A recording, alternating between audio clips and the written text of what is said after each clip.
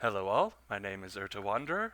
I've wandered out of the jungle today to talk with one of our most esteemed generals, the Great Lizard Wizard. How are we doing, Wizard? I'm doing fairly well. How are you doing?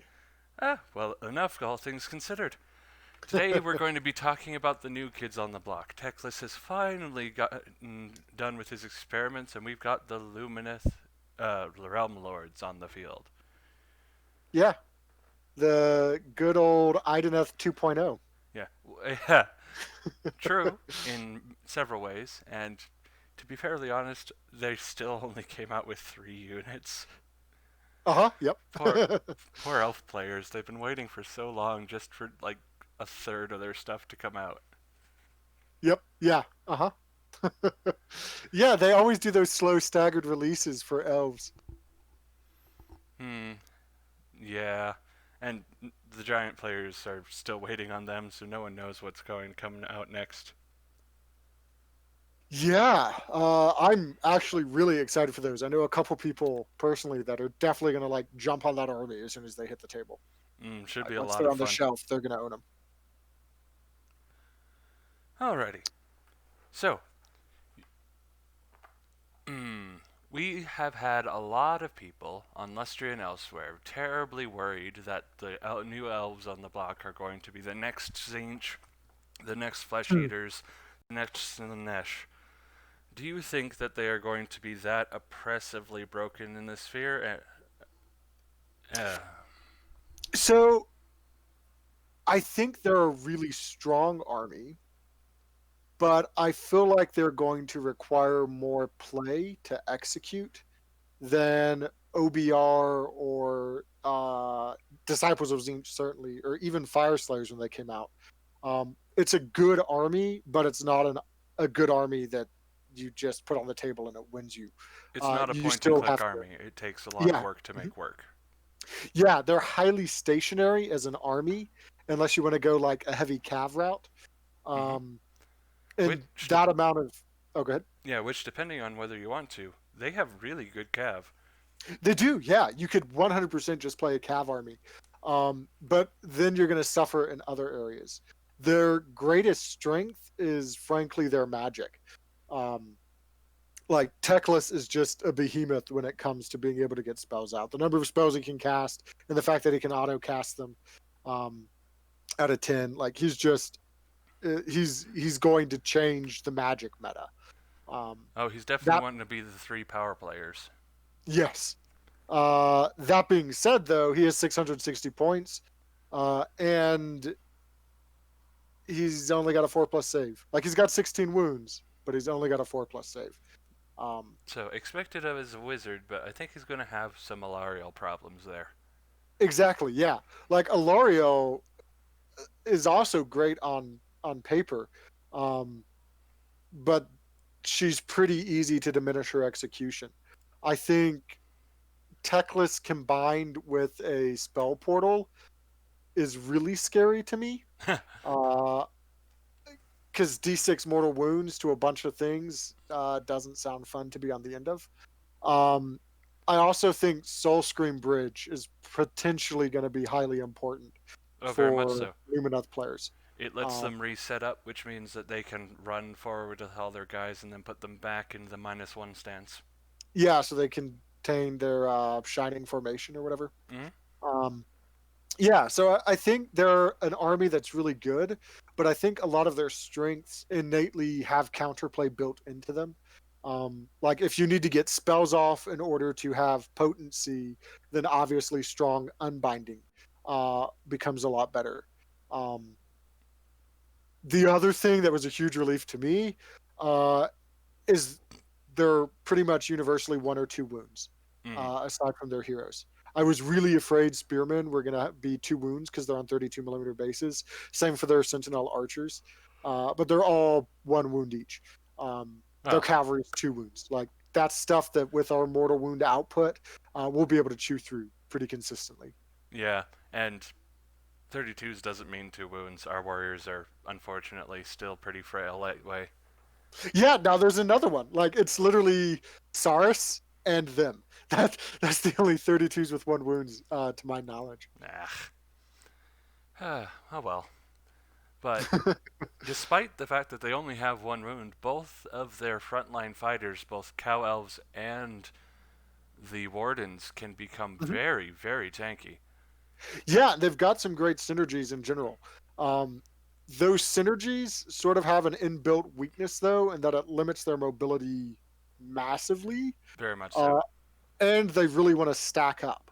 Um, like they have some auras they need to maintain with their calf collar and some other things. Um, Hmm. so But that makes counterplay a lot easier. yeah, wardens can become -133, and no, sorry, cows can become -133, and wardens can become -233. Yes, yeah, So uh, it seems like the wardens are meant to hold the backfield while their cows go forward and push people off of objectives. yeah, and you can also do the whole like move things the 2 inches. They have to be at least an inch away from you. Right. Um, like that, I think is a really interesting element. I'm glad they added it into the game. I like it a lot. What I hate about it is the idea of horde armies playing against that. Like that's just a lot of wasted time. Oh, very much And so. especially if you're playing a clocked game, like whose time are you on when that happens?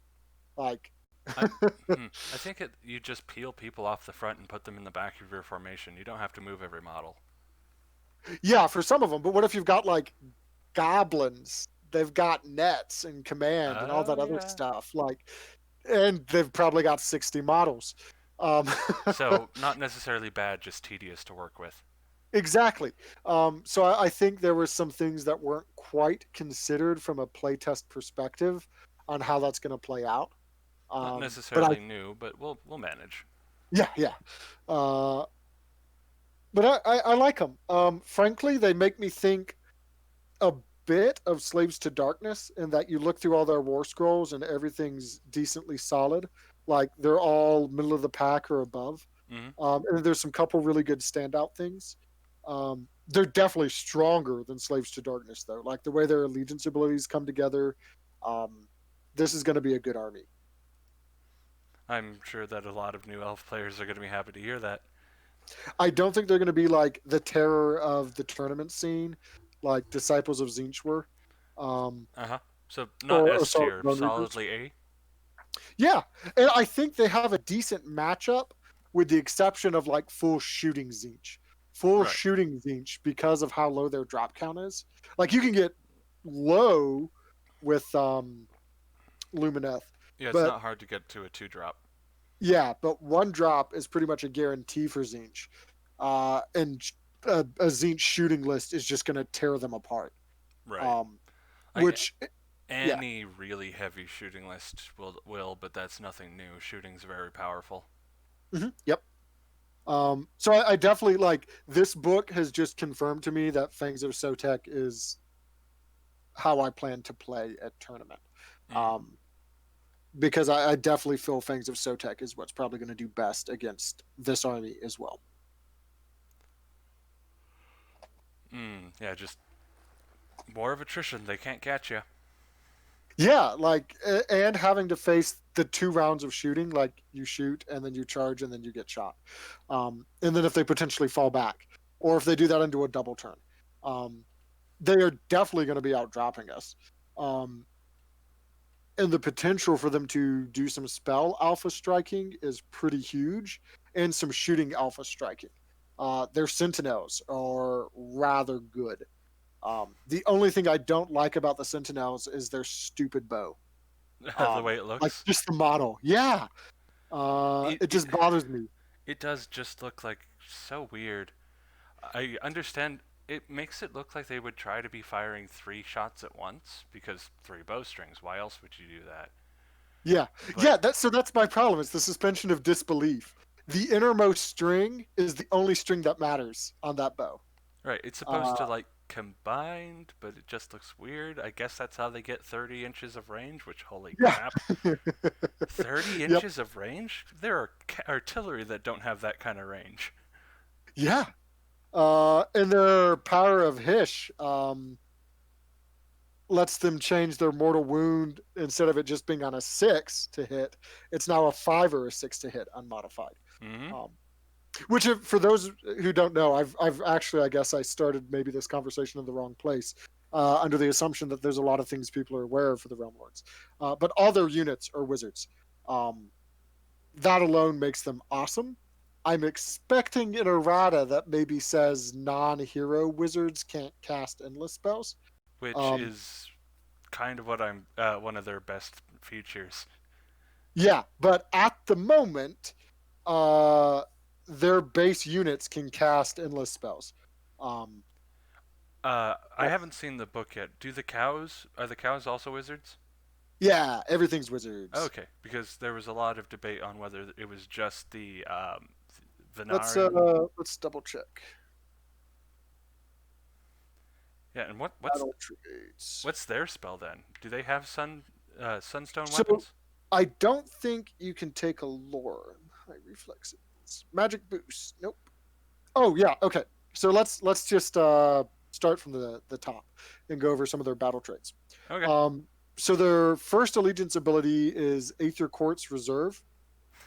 Each unit in a Lumineth Realm Lord's army starts off the battle and they have one Aether Quartz. This is similar to Caradron Overlords, where you get Aether Gold. Yeah, it's Um, Aether Gold, but better. yep. And then once per phase, you can say that one unit will use its Aether Quartz Reserve, and there's a couple different things you do. When you do it, you subtract one from that unit's bravery characteristic, being the unit who spent it, for the remainder of the battle. So once they've used an Aether Quartz, they're now -1 bravery. Mm. Um, and there's 4 different things they can do. They can do heightened reflexes. Um, when you use heightened reflexes, you add one to hit rolls for attacks until the end of that phase. So you can use that either for combat or for shooting, or if you have some other chance that lets you fight or shoot, you could use it then. Right. There's magic boost, which when you use it, you add one to casting, or you can re-roll that casting roll, one or the other. Um, you get magical insight. When you use that, they can cast one extra spell that turn. So those are the 4 different things they can do. Um, Uh, oh, I missed it. Heightened senses lets them,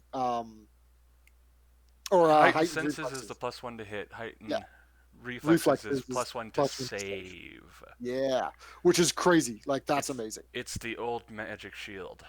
especially on demand. Yep. Um, the They other thing they have. Oh, go ahead. Yeah, you can only use it once per phase unless you take the best city, but we'll get to that. Yeah, But it's a really powerful ability. yeah. The other thing they have is absorb despair. The Cath colors are central to this book, by the way. Hmm. Like if there's one unit that's a fulcrum that came out of this book, I wouldn't actually say it's Teclis. I would say it's the Cath colors. Oh yeah. Teclis is great. Cath colors are the stars. If a friendly unit uses its Aether Quartz Reserve and they are wholly within 18 inches of a friendly Cath collar, they pick one of those Cath collars and they say that it will absorb that negative energy from using the Aether Quartz, and that you can't do it more than once per phase. But if it does that, you don't take away one from their bravery. You pick an enemy unit within 18 inches of the Cath collar, and they subtract one from their bravery. When we get to spells, this is going to be one of their most powerful tools because it pairs so well with other things they can do. Yes. They can't, however, pick the same unit more than once per battle, so they can only Which -1 your unit once. good. You don't want to Yeah, have Skaven with 0 bravery. but the Cath color, when we actually get to his War Scroll, has another thing that functions like that, except even worse. They can Yep. make you take their battle shock. It's crazy. Um, lightning reactions let them during the combat phase. They can pick 2 eligible units instead of 1 eligible unit to fight, um, With which is how really good. Yeah, but with how elite this army is, you're only ever going to have 2 or 3 guys in combat at a time. Yeah, but I think you're also going to be running a lot of min-sized units. Um, like maybe not for spearsmen and sentinels, but if you're running A whole bunch of like cows. a whole bunch of cows or even just the hammer dudes, Oh, the that's Dawn who I meant. Riders. Oh, I was thinking the Behemoth. Yeah, the Um, Dawn Riders definitely want to be in minimum size units. yeah, like there. So your Behemoths, your Light of Ethereum, like there's a bunch of things where being able to choose 2 instead of 1 is definitely going to help them reduce the amount of retaliation they take. Hmm. Like now you can have 2 units of 30 spears fight if you want. That's a significant advantage. Oh yeah, 3-inch range, baby. Yep. And then they get to pick one of 4 great nations, um, Oh, which we'll go over the great nations we do in a have bit. Shining Company first. Oh, you're right. Yeah, totally forgot about Shining Company. Any Venari Uh, units, which is the non-mountain guys, mhm. when set up, if their bases are touching, they get minus 2 one to be others. hit, Yeah. but you So they can't have to charge and pile be. in of 1 inch. Yeah, yeah. Um, which is part of why the Screaming Soul Bridge, I think, is going to be a pretty frequent Right. include for this army. Because Um, it seems like they're trying to balance it against a lack of mobility, but with the setup mhm. wording, they can just teleport where they need to be. Yeah, yep, exactly. They can run Uh, if they need to, charge if they need to, and then you just pop a teleport and there they are. yeah. Uh, and it's got some weird wording. So the Venari, each model in the unit has to be touching the bases of 2 or more other models from that same unit, in order to be a Shining Company. Mm. So you can't like make a string, like you need to do a staggered line or something like that. Um, so I like Kinda. the way they did It's it. uh, there's stuff online where you can make a line. You just have to have 3 guys clumped at the ends. Like, No, it's each model has yeah, to be each touching. model has to be touching 2 other models, Yeah, which yeah. means So everyone you'd in the have like middle, a line and then and then at the end you have a two little and two. triangle. Yeah. Yep. So it can be done. It's mainly made so that you take blocks of infantry. They're trying to make a Mhm. phalanx type shape. The thing is if they do that, um, They have to be careful not to lose the models. they can't lose a model. They lose a model and they're no longer a Shining Company. Yeah, they're on 32s. You can't take from the middle. Yep. So you just hit them with an arcane bolt, and boom! Now I don't have to worry about your Shining Company. So I don't think we'll see that too often, and Yeah. if we do, I think it plays to our advantage. It's not even terribly practical if you want to try and do it. Stringing out doesn't help this army. Yeah, exactly. Especially since you have to be wholly within 18 at Cath collars, and you've got 18-inch bases. Like it's. I don't think it's something we're going to see too often. Mm. You have Enduring as a rock for the mountainside, which for the first turn you ignore Rend 1. Yeah. That doesn't seem terribly helpful, but it's a thing. It's really good for their army because it helps them against like some of the shooting Zinch and KO and some other shooting Alpha Strike. Yeah, it's going to It help them against doesn't Alpha affect Strike. us at all. But yeah. Like we'll be fine. We don't have really anything Rend 1 that we wanted to be sending in right away anyways. Right. The Like only things I can think of is like the Saurus Club beat Source, sticks, yeah. and you're not getting them to turn 1. And you probably don't want to, even if you could. No, because that means they're all turtled up in their starting position. That's a terrible Exactly. idea. Yeah. And Teutonic Force, which you were talking about earlier, is the one that allows them once a turn to push a unit 2 inches away.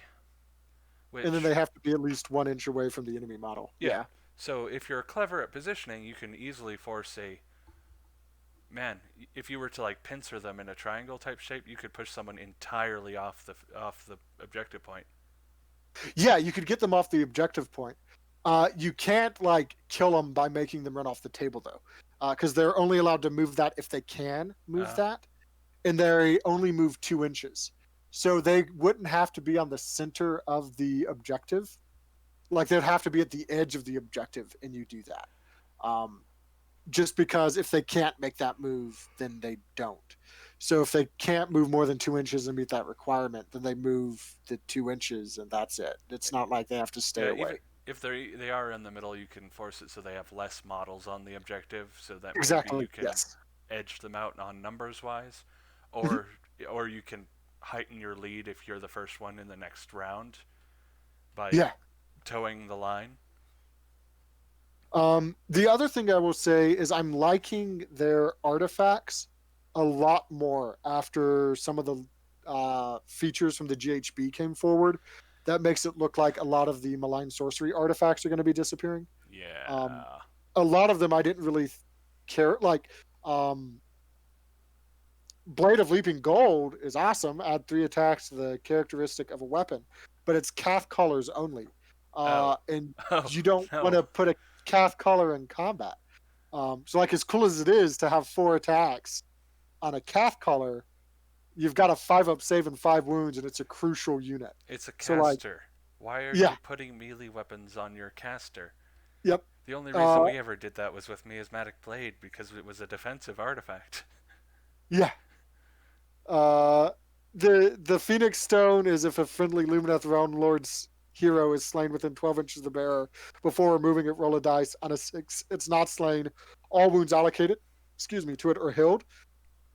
I can see this one getting played just to be like, do you want to risk a 6-up chance that you failed to kill Teclis? Like, do you want to put all of your army effort into killing Teclis when there's a 1 in 6 chance? I'll just bring him back.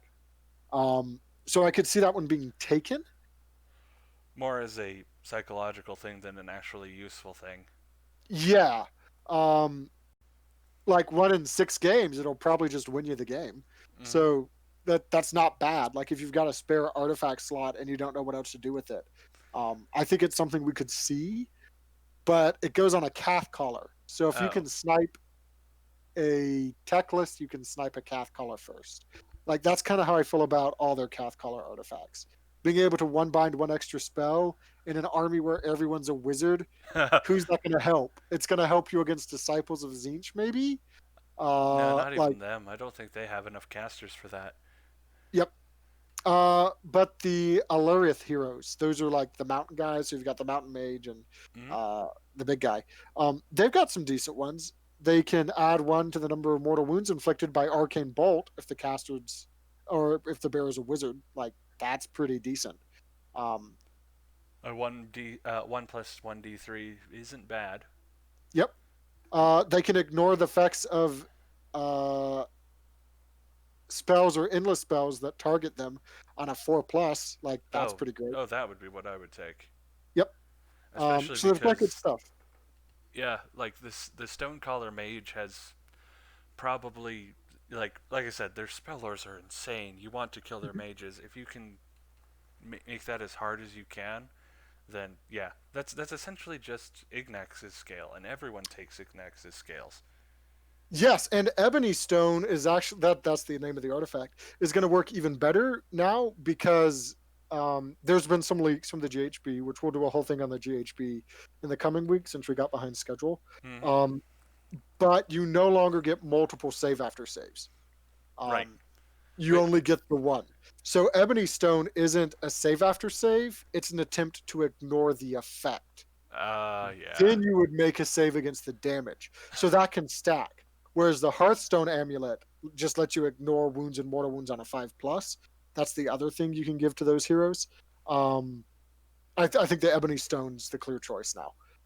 So I wouldn't be surprised if we see that for people trying to keep some of their heroes The alive. minute they make a rule to try and fix things, they immediately start to undermine their own work. Yep. The command traits, like you might need to know some of them, but I don't think they're going to be important because I They're think essentially everyone's going to be make the taking magic it. better, with one Yeah, exception, and the one exception is just get a CP on a 4-up. yep, None of them are bad, but you don't really care about them. They're not going to affect the game all that much. for sure. And everyone's going to be taking a Great Nation for the most part. Like I will be surprised to Oh see yeah, anyone playing without a Great Nation. like the first one on the list is Sayar, and that one is definitely the winner of this. None of them are bad, but yeah, Sayar is it's the duplicitous host of this army. Mm. Like there's other good ones, but this one is just amazing. Double your Aether Quartz reserve, allow you to use more than one per save if you use a command point, which isn't the best thing. They are command point thirsty, but Mm-hmm. and this is one of the reasons why. Being able to force heroes to attack, Yeah. like if you can get your general within range, like if your general is one of the cow guys, and of course it is, he's one of the best generals they can have, Mm-hmm. then you can just force wizards to charge you, which is a horrible thing. Yeah. And get bonuses to hit them. Um, There is one thing that I'm interested to have cleared up, specifically for them playing against us in an FAQ. They have a spell called Solar Flare, Hmm. um, which is a spell that dispels. You choose a point on the battlefield, and then all endless spells within 10 inches of it are dispelled. But our spells are called bound endless spells. Yep. Um, so I'm interested, like, technically, based on the wording and the lack of bolding, it wouldn't affect our spells. Yep. If it's Which makes bound, sense. That's our entire identity. Why would you immediately follow our book with something that undoes it, GW, you yeah, moron? yep. Okay. Yeah. I'm interested to see if like that's how that plays out, if it's what's intended or not. All of their spells are pretty good. There's Oh, not yeah. really any that I look at and I'm like, this is the one you have to unbind. Like a lot of our armies are going to have enough unbinds that, Not for us, but for others, there are definitely ones. oh, Like, for sure. okay. You know how they can tank your bravery by just doing what they do? Yes. Well, Voice of the Mountains gives a field-wide -2 bravery. Hmm. With your 30-inch archers. You can, and with something later, like just as from what we've gone over now, -3 to bravery will kill some armies outright. Yeah, chaos in general, like chaos hordes, like Beast of Chaos, Destruction in general. The Skaven, only one that, Destruction. I mean, it'll even hurt death really hard because like dropping their 10 to a 7 is not a fun day. True, but most of death at the moment is OBR, who Yeah, don't care. they don't care. Uh, so, and like it's good. Like it is good. It's not going to help them as much against demons and Starborn and No. death in general, but it's still good. But against any of those like 4 and 5 bravery armies, it's devastating. Hmm. I mean, they have Even the against a lot of order, that's like your average of 7 bravery, that drops taking it that to a down to 4. 4. That's gonna Mhm. hurt Stormcast Eternals a lot because, And Cities of Sigmar. yeah, I mean, Cities doesn't mind losing models as much as Stormcast do because they have so few in the first place. But yes, it's gonna hurt Cities as well. Yep. At least they don't have any bravery spells that they can also benefit off of, but they do have everything else. Yeah. They can give a unit a 5-up feel no pain in case you didn't take Teclis because he's an expensive boy and you might not want to. You can give ethereal to a friendly unit so that Ren doesn't matter, so that your guys are now a -2/3/5 ethereal unit. Yes. You can Yeah. double the movement because they're slow for elves, but now they move twice as fast. They have Yeah. a model targeting unit, so that hurts people like OBR that need their alphas. They have armor targeting, they have horde breakers, they have everything. These are amazing spell lores, and I am so jealous. Yes. They're very much like the army's tech really comes in from these lores, especially since Techless knows all of them. Yep, and So and as far as we know, their baseline units can take these because they can. So it actually specifies for the spell lores. So you choose or roll a dice for each wizard in a Lumineth Realm Lord's army. Techless knows all of them. mm, So yeah, you like, and then it's subsplit like the lore of Haish, only Techless, Lights, Cath Colors, and Venari wizards, mm, and then the lore of the High Peaks is what you would expect: Techless and the Alarith wizards, which are the Rock wizards. yeah. So your cows are just gonna be running out there with a massive, booming, echoing voice that makes everyone in your army afraid, and it and it Yep. goes on even in your opponent's turn. These guys are terrifying in the Yes. magic phase. And a lot of their casting is pretty low value. Like for the most part, there's a lot of 6 There's a plus lot of cast. sixes, there's a lot of fives, there's a couple There's a eights, and 4. there's a four. There's a Yep. four. Yep. I mean, it's not a Uh, terribly useful one. It's a you don't take battle shock tests, and there's so much better stuff they could be doing with their magic. But you've got the spells. Go for it. yep. Well, and then so in talking about the lore, I want to go over actually Archmage Techless really quick. Mm-hmm. He's got his weapon profile. It's okay. He's got a shooty staff that's 1 attack, 2s and 2s, run 3d6. Like that's solid. You're gonna probably deal 3 or 4 damage. He's got a sword, which is 2 attacks, 4s, 2s, -3, D3. Also solid. You're going to do I like like that idea that he's 2 not to 4 terribly good damage. with the blade, but it's magic, so it cuts through armor. Yep. His Sphinx? We're going to call it a Sphinx. His Sphinx has its claw attacks. It's 6 attacks, 3s and 3s, rend 2, 2 damage. Like, he's got rend in plenty. Mm-hmm. Um, the big thing, though, is actual effects. He can fly, which is expected. His Archmage ability, though, lets you at the start of your hero phase say that this model will cast 1, 2, or 4 spells. If the model casts 1, when it attempts to cast it, it's automatically cast And and cannot be cannot be unbind. unbound. Uh, if he only casts 2, when he attempts to cast those, each cast counts as rolling as 12. They can't be modified, and enemy wizards can still attempt to unbind them. And if he does 4, they're just auto casted at 10. Same rules, you can attempt to unbind them. And that's what So, everyone's going to be doing. Because yeah, even if 1 or 2 get unbound, because the only ones who can conceivably challenge you are Seraphon and, like, Rune Lords, yep, getting 4 off at a 10 isn't amazing. That's auto-casting everything in this book. exactly. Yeah, so those 8+ spells, like, he's the one to do it. Mm-hmm. Um, he's got Aura of Klenar, which is a tiered aura, which I think is pretty cool. Similar to like Chaos War Shrine and some other stuff. Starts at 16, goes all the way down to 4. And it just adds 1 to casting and dispelling for all friendly Lumineth Realm Lords units. So everybody. Yep, so everybody. +1 to casting. It's just an army-wide thing if you have Techless. His Disc of Alimentari, in his hero phase, in addition to casting 1, 2, 4 spells, you can automatically dispel 1 endless spell.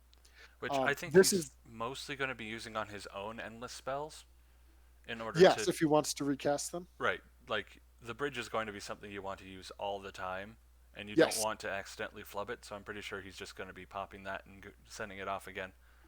Yeah, that or spell mirrors to replace it so he can throw some spells through it. Like there's definitely a lot of good uses. But in particular, it's scary for Seraphon to just say, no, your bound Geminage is not going off. Or your Bellwind Vortex is not going off. Or any of those other crucial spells we have. Yeah. I mean, it's still standard unbind range. Like, he doesn't have a table-wide unbind. Mm-hmm. So it's still 30 inches. So there's definitely room to play around it. But let's be fair. He's 660 points. He needs yes, something that powerful. yep. But it is sort of a direct throughput nerf to Croak if he can just stop the Bellwind from going off, because now our range is 10 inches shorter. Mm. Like that's like specifically for us more scary. Some of the other Magic armies don't really care as much, especially It's like still gonna suck. yeah, it's still gonna suck, especially like the one-trick spell armies like Warp Lightning Vortex. Or Lightning Vortex, bridges for cities. Yep. Yep. Like Nagash, his one spell that isn't just chain gun arcane bolts. Yeah. Like the one that allows him to teleport. That's gonna hurt Nagash. Oh, for sure. Granted, that's an awesome wizard battle, but it's gonna hurt Nagash.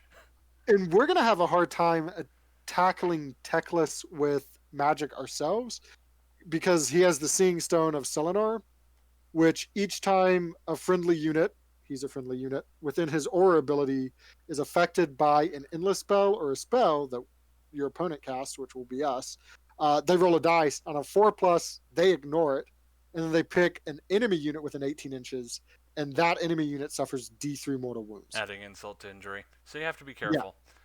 Yeah. Yep. But so trying to like spell snipe him, it's going to be tricky for us. True. Like, and to be perfectly honest, at least at first, I don't think we're going to see a lot of Techless because a lot of people online seem to hate him, despite the fact that he's solid. So I feel like he's the fulcrum, one of the fulcrums of this army. I would agree. I think that we have until everyone else realizes this in order to figure out a way to counter him. He's a wizard. He knows the standards, and then he has 2 other spells. He's got Protection of Techless. This one goes off on a 10. But he doesn't and then care. You roll His it. lowest casting is a 10. Yeah, exactly. Each time you roll a dice, each time you allocate wounds or mortal wounds to a friendly unit wholly within 18 of him, Mm. And on a 5+, that wound or mortal wound's negated. You can't cast it in the same phase that you would use Protection of Hish, though. So So that's at yeah, least something. it can't stack, but then it wouldn't have been able to stack already. So, Exactly. eh? And then his other unique spell is also a 10. Again, doesn't matter. Uh, you pick an enemy unit within 18 inches, and you roll a dice for each caster they can see. Mm. On a 1, nothing happens. On a 2 to 4, the unit takes D3 mortal wounds. On a 5, that unit suffers D6 mortal wounds. The amount of casters they're going to be able to see is crazy because they're all casters, plus enemy casters on top of it. Um, so there's a decent chance that it's just going to be an automatic D6 mortal wounds. Oh yeah. I don't even know why these spells have casting values. To be fair, Yeah, when I first but saw that, I thought that his like War Scroll spells would get stronger if he used the higher casting values. mm, Like if he did it on a 10, the Feel No Pain would be like a 6, and if he did it on a 12, it would be a 5, and if he only cast one spell, it would be a 4 plus all round. yeah, Give you something to play with, but this, I don't think it matters. yeah. It might as well just Um, not have one. oh yeah, like for sure. It's I think it's for I if think someone. you're always going to see 4 or 1. I don't expect to ever see 2. I Yeah. think if there's a spell that has to go off, I mean, maybe you choose 2 if the If they don't have enemy any doesn't have any pluses to. positives to Yeah. unbind it. Yeah. But I think a lot of times, at least when it's playing against us, if it's a spell that has to go off because we can get to a +3 to unbind with Croak, Mm-hmm. um, I can see them being like, nope, this spell needs to go off, so I'm just going to cast 1 spell and it happens. Yeah, Um, but that's few and far between. Usually he's going to be mhm, doing the 10 one. for sure. Yep. Yep. That flexibility, though, like the I don't think you can appreciate the spell lores without actually understanding Teclis's ability to manipulate them. Mm-hmm. Um, And just the fact that so many guys can just do it. yep. They've got 4 great nations. The one you're going to be seeing pretty much always, I think, is the Sayar. Mm-hmm. Um, Sayar's the Aether Quartz one, Yimrik's the Cow one, Zetrix the yep. Magic one. And Zetric, I also really like. Oh yeah, Zetrix is It's also a just good a one. across the board +1 to casting.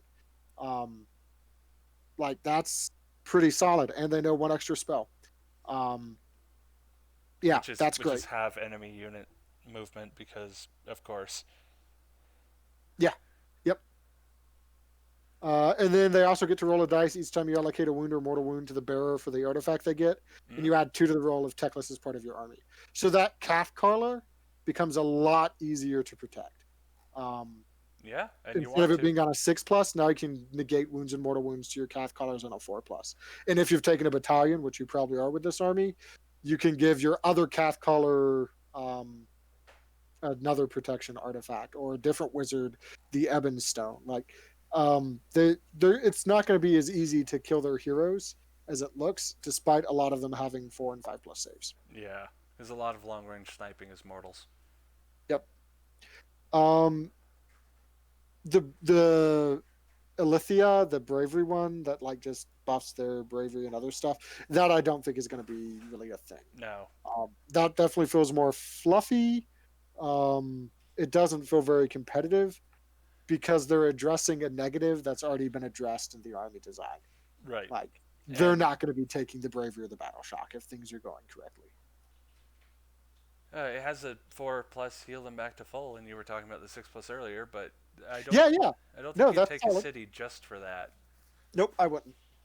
Um, like I'm not taking Fangs of or Dracothian's Tell for the oh god, what is it even called? I completely forgot. The God But Beast pendant. right, Like that's not why you take Dracothian's Tell. It's just a cool thing to have. it's an amazing artifact, but and paired with everything else, it's really solid. But no, it's just icing on the cake. Yes. And they are potentially a very low drop army. Oh yeah, Um, like easily all their 2 battalions if you are fine. try, but more likely 3 or 4. Yeah, I think. Yeah, I mean, I think you might could push it to a 1 drop, but I don't think it's a competitive when you do that. No. There's just not enough hero slots. Yeah. Yeah, and they like which their is heroes. universally their battalion weakness. Two of their battalions let you take. Uh, One battalion lets you take one hero, the Calf Collar, which is mandatory. The other lets you take the hero version of their behemoth and the Stone Mage. Mm-hmm. And those are the only ones that have any heroes in them. And those are not the most crucial heroes. And then the Cavalry battalion doesn't let you take any heroes. Um, but I think you could see a decent number of dual battalion armies. Um, Yep, because Cathcaller and Cow is a good combination. and Cathcaller and Dawn Rider Lance isn't bad either. Like both of those work pretty well. Mm-hmm. So I wouldn't be surprised if we see double battalions. I think we're pretty much always going to see the Alarian Legion though. Um, Yeah, just Reroll save runs rolls of one for attacks that target friendly units from the battalion while they're within 3 inches of any other unit from the same battalion. That's gonna be pretty easy to accomplish. mm-hmm. Um, and I And think we're going to see it all the time. just makes them more defensive. I mean, it doesn't pair like if you were to take cogs and just make them reroll entirely, but for everything else, rerolling ones is awesome. Yep. And it's a highly flexible battalion. It's just one calf collar, which you're taking, I think, probably two in any army, possibly more, but I think two sort of the sweet spot. And then 2 to 4 units of either Venari Alaran Sentinels, an equal number of units of Venari Alaran Wardens. Um, yeah, so it's super flexible. Spears and bows, um, 2 to 4 of them in equal proportions. Uh, Yep. Speaking of that's really good. heroes, let's take a quick look at them. Mm-hmm. The big one that was shaking waves was the Light of Eltharion, the second best foot hero in the game. Like he's good, and he's good because of his point cost. It's like what, 320? I gotta go to the back of my It's book. 220. 220. Yeah, yeah, that's what makes him good. Um, I don't think he's as scary as people think he Oh is. no, definitely not. Um, I would say that he is a cheaper foot version of our Carnosaurs. yeah, yeah. Like he's got 4 attacks, twos and threes. The Rin 3 is what's really scary. Mm-hmm. Especially with the Supreme Swordmaster, which lets him ignore modifiers to hit rolls. Right. Um, If he that's not a charges, huge thing yeah. for us, but it's a big thing for a lot of armies. Oh Um, yeah, Gitz is gonna hate him. Mirror matches are gonna hate him. yep. And But then where is it? I want to he's say, fairly defensive for a foot hero. He's fairly damaging for a foot hero. But like yeah, Gotrek, he doesn't move terribly fast. At least this one can teleport. yeah, yep. Well, and his spirit armor is crazy. It ignores modifiers positive or negative whenever he makes a save roll. Mm. And then you have damage inflicted by attacks with missile weapons or melee weapons. Um, so those you're not like going to shoot them off with flamers, because those D3s are becoming 1 or 2 damage, uh, and he's ignoring those modifiers. Like he's sticking to the table. Um, Yeah, he's gonna be a fun one, and he is a beautiful model. yeah, so I bought one of the Realm Lord boxes because I knew I'd be able to sell off everything I didn't want. I only wanted the Battle Tome and the Light of Aetherion. And the model is beautiful. And I thought it was going to be really annoying and spindly to build, but it really wasn't. Um, I had fun putting them Yep. together. So not the Doomsday thing that he was being called, but still very handy. Yeah, yeah, he's going to be good. I don't know if I'm going to find, like, if I were building armies, I don't know how often I would find the points to put him in. I'm the same Um, way, mostly because I don't think his role is terribly useful. yeah, I don't feel like it's something the army needs because you can just reach out with spells and do the same amount of damage.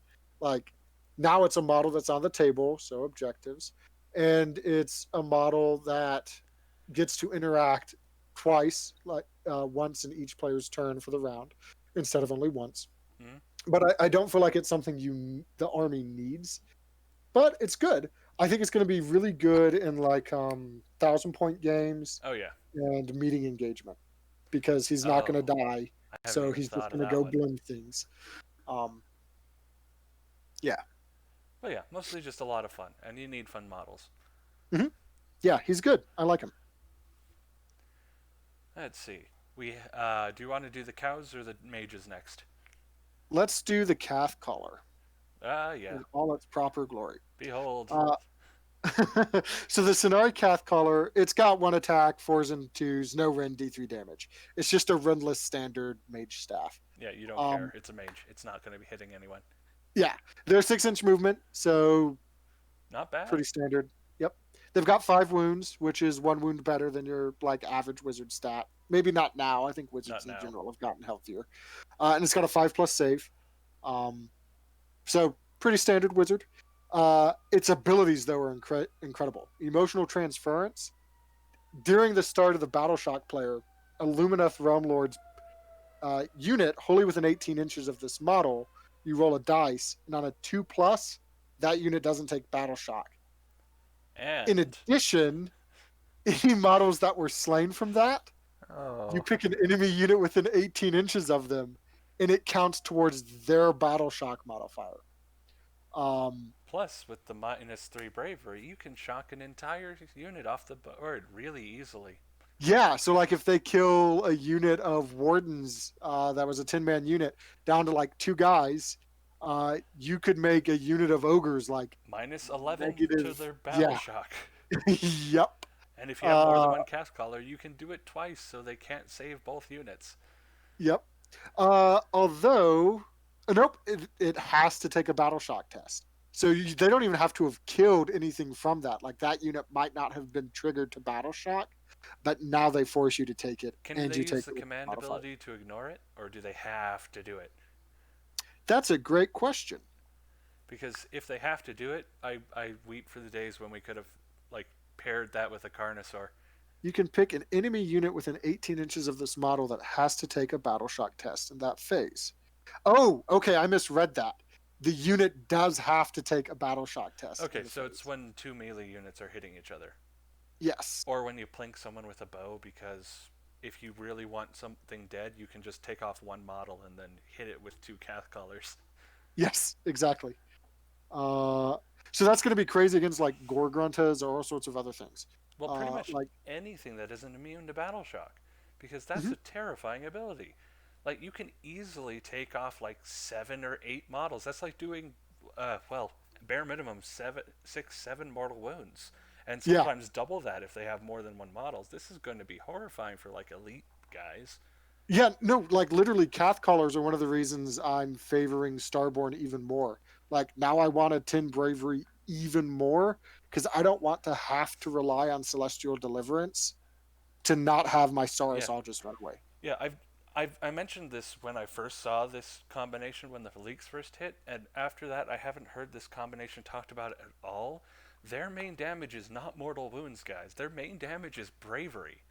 Yes, And which is cool. Like I've wanted to see the bravery mechanic be a bigger thing. right, it is really cool. It's not as effective as it could be because battle shock immunity is a OBR. thing.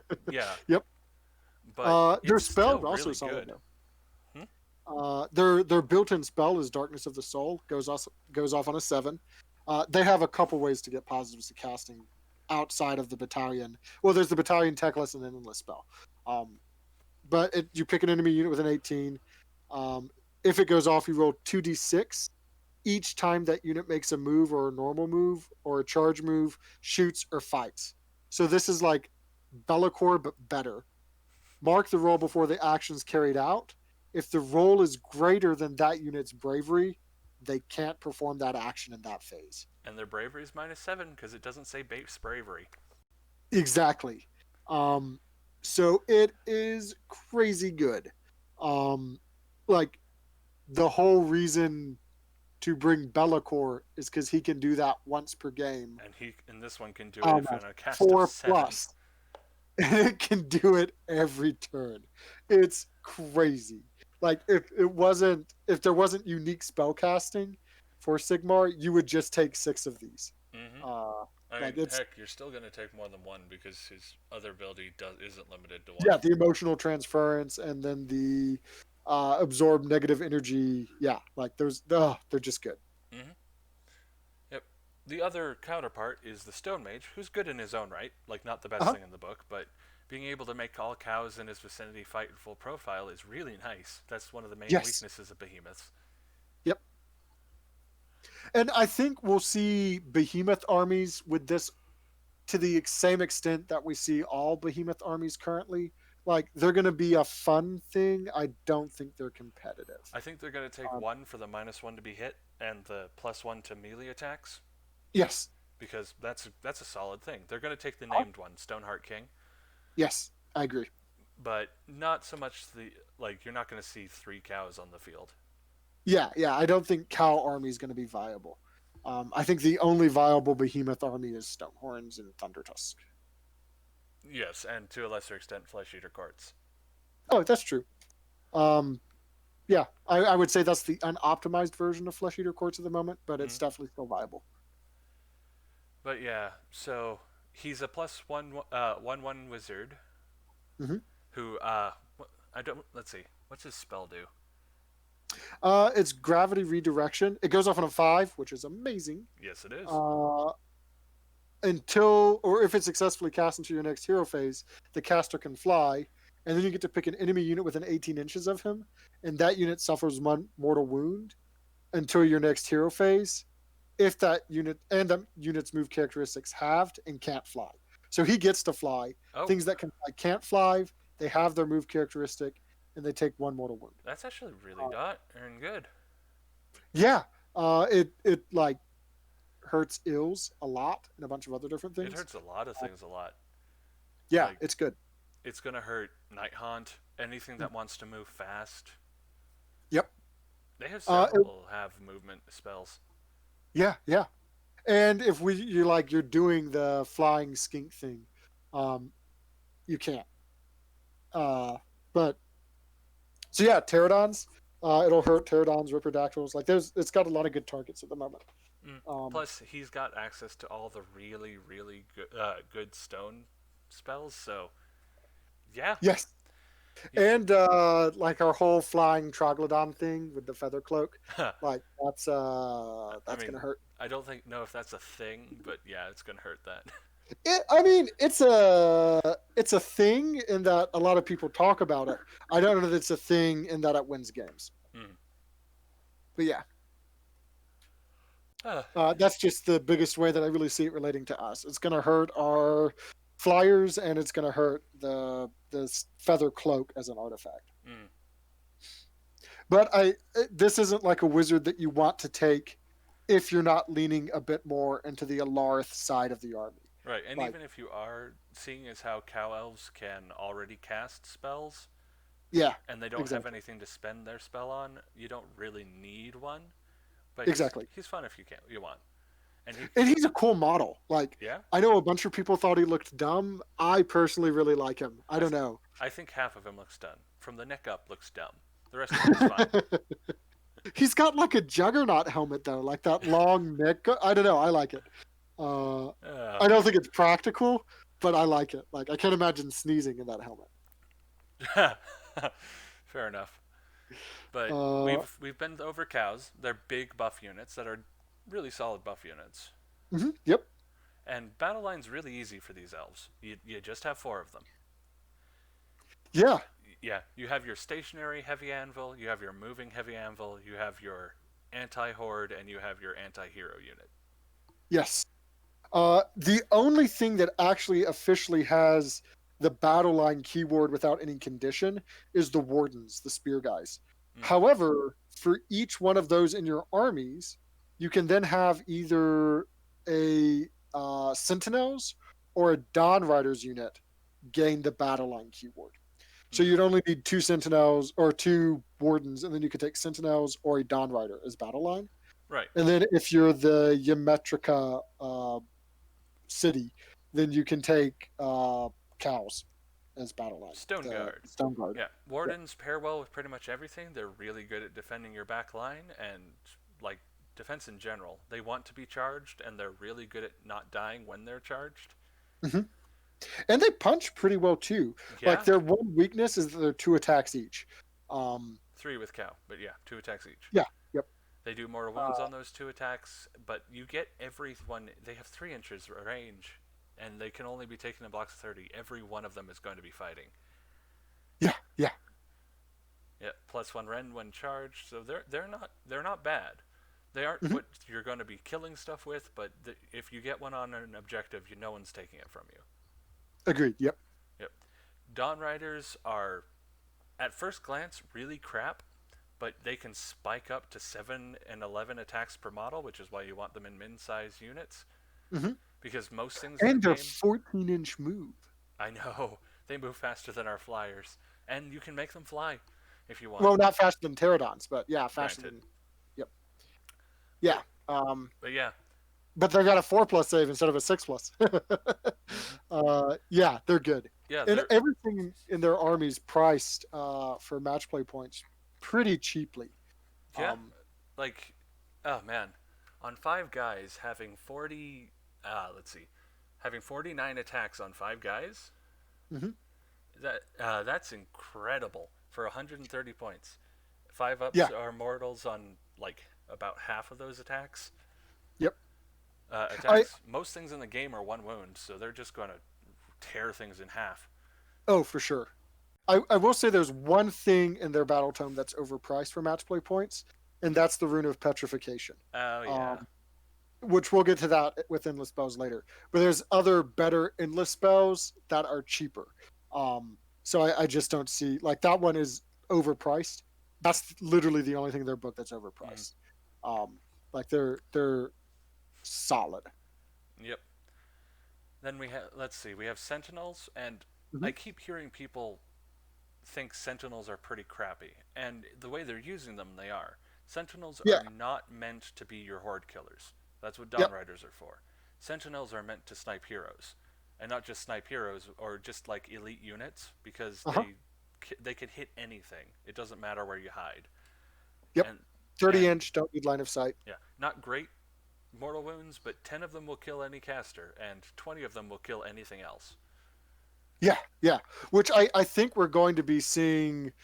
Um, at least the person I know that's interested in making this his competitive army.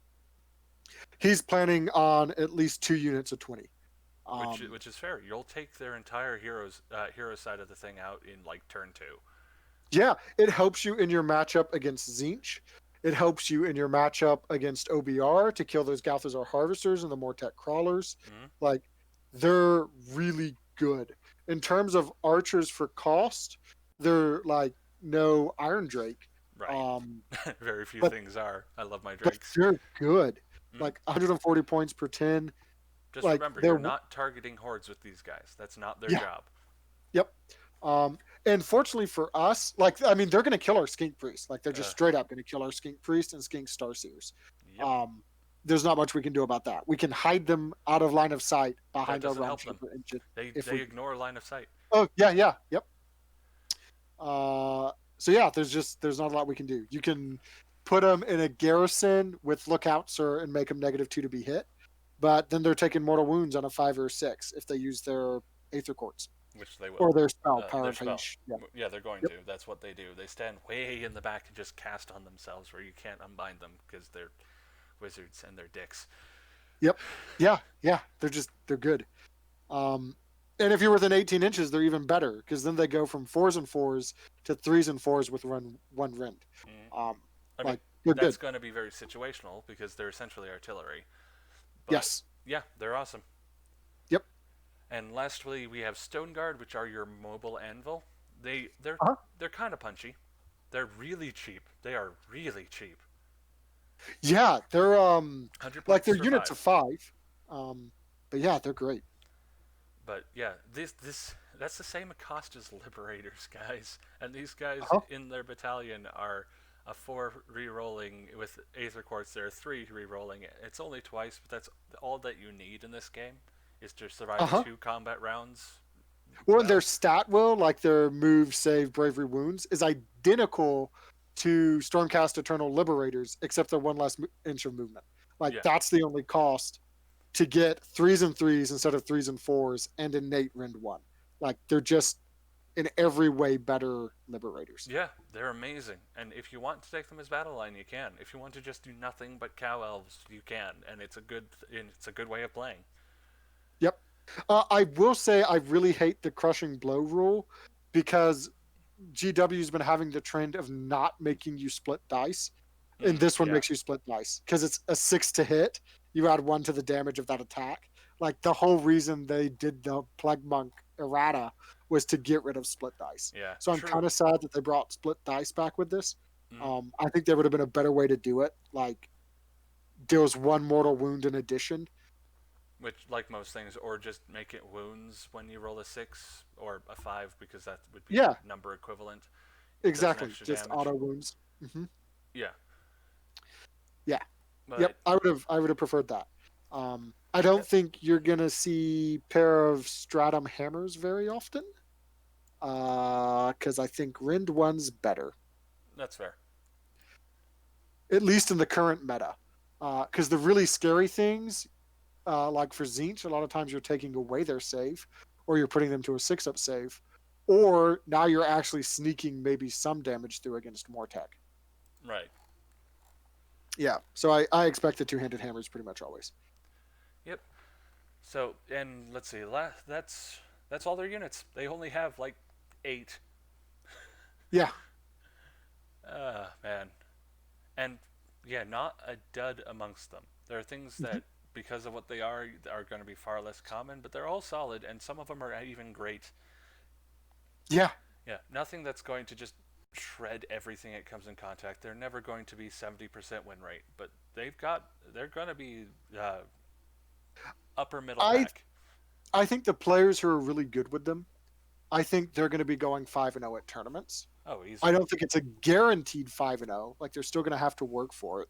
Um, but this is an army that can sweep multi-day events. Right. It's going to take a while for you to learn how to use this army because, Mhm. like we said before, it's not point and click. Yep. Yeah. They've got 3 endless spells for their army. Mm-hmm. Lucky them. Uh, Oh, now I'm I'm not sad. bitter. The 2 that I think we're going to see most often, and the one that I think we'll see almost always, is the Hishian Twin Stones. So this is the other way their army can get bonuses to their casting. So out of spells that you want to try to unbind, I think this one's pretty high up there. Yep. Because once it's on the table, it's great value. Like you want to stop this one, It's or only your 30 ability to points. unbind is going to disappear. It goes off on a 7. It has to be set up wholly within 6 inches of the caster, and then its ability, it's only got 1. It's Reservoir of Power. When it's set up, they set up a D6 next to it, and it starts at 1. This is a charge counter. Each time a spell is successfully cast by a unit within 12 inches and not unbound, that counts for you as well, increase the value of the dice next to it by 1, but it can only go to a maximum of 6 charges. Mm-hmm. And then if a Lumineth Realm Lord's Wizards attempts to cast a spell and they're within 12 inches of it, before making the casting roll, the player that's controlling that wizard within 12 can say it's going to draw on the power of the Twin Stones, add the value of dice to this model's casting roll. Then, after the effect of the spell has been resolved, and this is what matters, change the value of the dice back to 1. You also add 1 when it's resolved, so it's never going to be below a 2 Yep. because they choose the order of operations. So So just once this is on the table, it's a minimum of +2 to casting for the rest to of the game. everything in 12 inches. It's amazing. Yeah. Uh, The other good yeah. one would be Sanctum of Amontech, Yeah. which is also really cheap, 30 points. Yeah. They're both 30 points. It acts as cover and it becomes part of the model, so it doesn't ground your unit. Yep. It just makes your wizard harder to kill. Yeah. I think maybe we'll see this like when people are wanting to be defensive with their I think 5-man unit of stone guys. You'll maybe cast it on them, but I think most it's going to be used to protect their actual hero wizards. right, and to be perfectly fair, I think that the fact that it's just 30 points and they army has some janky points costs, you're going to And you see can this more. automatically dispel it if you want to recast it somewhere else Right, with Techless. you're going to see this quite a lot just so people can fill out lists because Yep. yeah, Techless's base, and this is important because the way the Prism of Amentek set up, Techless's base can't fit in it. So you don't have to worry about Techless giving himself oh good. Sanctum of Amentek. Because he's on a 130 millimeter base, and it won't fit based on how they have to touch and everything. So there is at least that. Mm. Rune of Petrifaction is whatever. It's cast on an 8. And it's 70 points. Yep, it's got an 18-inch range, like it's set up within 18 inches. And then it has turn to stone at the start of the movement phase and at the end of each of the movement phases. Roll a dice for any model that's within 6 inches of it. On a 4+, they take D3 mortal wounds. Subtract one from the run and charge rolls for units within 6 inches of this model. Doesn't affect Lumineth Realm Lords. It's not great. It's not bad. It's just really expensive. Yeah, the only thing you actually care about is the subtract one, which It's within against the 6 armies. inches. Yeah, it's a win more spell. Like it's going to help you against armies that aren't good at charging but want to fight, which those aren't armies you have to worry about. Yeah. It's not going to help you against like I mean, heck, you want to be charged. ogres, orcs, all the yeah, exactly. So Being I charged just don't makes your see why guy you would take stronger it. and lets you use emotional manipulation. So you don't want people not to make their charge. Yeah, well, and it's based on the same base size as like the Aether Void Pendulum or something. So I just don't see any reason to take a Rune of Petrifaction Not over for an 70 Aether Void points. Pendulum when I could do D6 mortal wounds instead of D3, and it doesn't happen on a 4+. It just happens. Like I don't know. I just don't see a reason. Personally, it's not something I would be taking, and it's not something I would ever bother to unbind if my opponent put on the table as a Seraphim player. Fair enough. Well, we've been scattering it out throughout this entire thing, but now that we've gone over everything, is there anything particularly potent in the Seraphim army that will help us against the Realm Lords? Salamanders. Because, of course. Yeah, salamanders are going to shred any of their wardens or stone guys, like Stone all Guard. those things. Yep, stone guard, and dawn riders. So yeah, Granted, they're salamanders. immediately going to be popped afterwards by the emotional manipulation, but yeah. Yeah. Yeah, especially if like you're using Lords of Space and Time or a Pyrrhic command in order to throw down your salamanders. They're not going to be. They're going to suffer a lot of battle shock. That being said, if the unit's fully dead, I don't think the Cath Collar can target it. True. I'm Let's not. double check. I'm not sure we can drop one of these guys fully to dead, even with 3 salamanders. No, it wouldn't be 3. You'd need more than 3. Oh, definitely. But salamanders are going to be great for getting rid of wardens.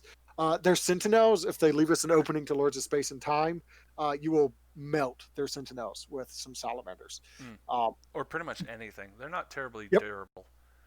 That being said, if you're Lords of Space and Timing your salamanders, you should be planning to charge with them. If you're shooting at Lumineth Realm Lords, like shoot and charge, you need both types of damage to really get their full value before they're going to get hit with a battle shot. Yeah, they're going to immediately die. Yep. We're already glass cannons that want to die. It's going to get worse against this army. Yep. I think we will probably outlast them though. Like I think that Starborn summoning is going to be just enough to where we're able to gain favorable trades. Because they don't have a way of like resurrecting and other stuff. Not unless they take and they're one wound. So yeah, all of a sudden Star Venom, like sure they've got the Techless aura, but yeah, salamanders are going to be great. Yeah, I've been playing around with the list builder in them, and they struggle to push above 120 wounds. So. Yep, and we've got some list that if we're fully intact when it's our turn, out the gate we can deal like 45 mortal wounds. Yeah, and yeah, we've got the tools to fight them. We're going to be you have to be willing to trade because this army is really good at trading up. Like we managed to avoid half of it because we aren't in melee with them, but yeah, we do really well at trading up against this army. And universally, our army's faster than their army. Like all of our equivalent units move quicker. So we're back to the old adage of play for objectives and be willing to die. Yep. And like we're pretty good at kiting around still. But like this book has only reinforced my affection for Fangs of Sotek. Yeah. It's going to make my preferred method of play harder, but I don't care. I like our Source buddies. The must die units are definitely the Cath Collar. like 5 wounds with a 5+ save Not easy to that kill. does so Not really much. hard to kill. Yeah, that screams kill me. So the second like you can kill those calf collars. Um, and I want to say calf collars are like 140 points, so Yes, they're a yes they are. decently expensive wizard. Yeah, 140. So definitely be going after the calf colors. The stone mage, I honestly wouldn't prioritize. I would kill battle line and other things over a stone mage. Yeah. Um, I mean, calf colors and yeah. techless though. Those are the things we want dead. As Uh, of battle line, it doesn't really matter. You can usually force them. Yeah, you can usually get to the objective points before them, and while they uh-huh. can force you off, it's going to take them time. And we're really good at making people suffer for making it take time. Yep. The other thing is that this army's strongest alpha strike is going to be spellcasting, Mm-hmm. and we're not too bad off against spellcasting. Right, Like in general, Croak's going to have 4 unbinds with a +2, right. pretty much You're always. going to have to pick your battles because most of our lists have 6, maybe 7 unbinds, and they have way more spells than that. Mhm. But Uh, the specific list I've been playing around with, which I think I posted to Lustria. I've been absent a lot. I've had a bunch of stuff going on. Not sick or anything, just other stuff. But I think I posted it where I was using Croak and a Slan, and then just a bunch of Skinks and Chameleon Skinks and some Croxagore. mm-hmm. Um, Yay! that one I actually really like against Lumineth Realm Lords. Like getting 9 unbinds potentially is pretty solid against Lumineth. Like that's a comfortable place to be sitting at. Yep, that'll. It might not prevent. It'll prevent about half their casting if you judge Yeah, by especially since luck of the dice. 4 to 5 of them are going to be at +2 or +3, and then one of them or the rest are all going to be at least +1. Um, like Yep. that. It's an That's uphill pretty good. battle, but we'll make it. Hmm. And our most important things will be okay. Like Croak's going to stay alive as long as you've got a unit of guard, and then you're fine. Like guard and Asarth Astroloth Bearer, which I feel is pretty mandatory when you're bringing Croak anyways. What are these guard you talk about? Are you talking about the Croak upgrade, A Blade of Wounds?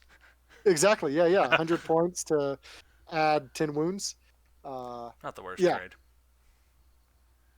So yeah, I think we'll be okay. Like their Alpha Strike, even though they outdrop us, Yeah.